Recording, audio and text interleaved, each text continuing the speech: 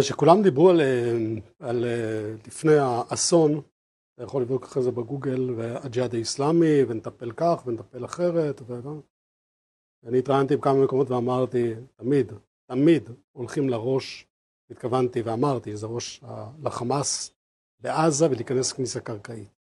עכשיו ברור לכולם, היה ברור תמיד, שמי שמשנת 1978 מהמהפכה, איראן פועלת כדי להשמיד אותנו.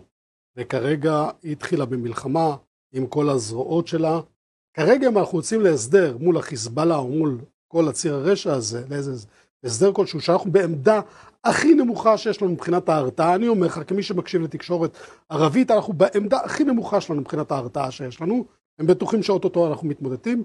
אם נגיע בעמדה הזו, אנחנו מקרבים את המלחמה הבאה שתהיה הרבה יותר נוראית. והמלחמה הבאה תהיה בתנאים הרבה יותר קשים. איראן גרעינית, אנשים לא מבינים, איראן הגיעה כבר ל-85% העשרה. זה אוטוטו פצצה שיש לה פצצה גרעינית. הסיפור הוא אחר לגמרי.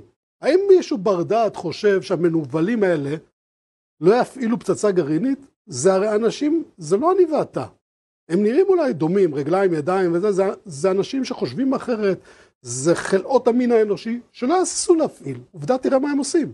תחזירו את לבנון לתקופת האבן וללכת לראש הנחש. העיתוי צריך להיות שמדינת ישראל תקבע אותו, והדרך צריכה להיות דרך שלא גורר אותנו למלחמה מול איראן וכל השלוחות שלה. איך? אם אתה תוקף באיראן, זה מלחמה, והשאלה אם ישראל ערוכה למלחמה רב-זירתית ובעוצמה איראנית עוד, שזה עוצמה מאוד גדולה. ישראל ערוכה לדבר כזה לדעתך? תראה, האמריקאים תקפו אותם, היפנים, בפרל הרבורג.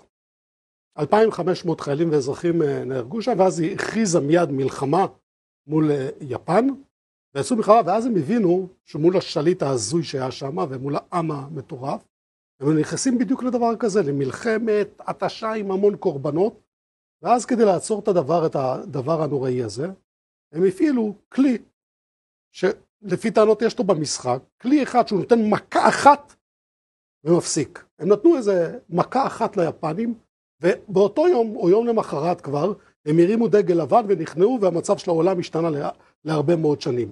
ישראל צריכה להפעיל כלים שלא היו במשחק עד עכשיו, ויש לישראל כלים כאלה. לא פשוט, זאת אמירה מאוד לא פשוטה, מה שאתה אומר כאן. יש לך דרך אחרת לעצור את החניקה הזו, ואת התהום שאנחנו מדרדרים כל יום אליה, ואנחנו באמת במלחמת קיום.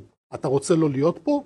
עכשיו תמשיך לחשוב אותם כלים שאנחנו משתמשים, עם אותם שחקנים שהובילו אותנו לתהום, שזה אחד הבעיות, עם הנהגה ביטחונית רופסת מדינית רופסת עוד יותר, הם לא יפעילו את הדבר, הם לא עושים את הדברים הללו.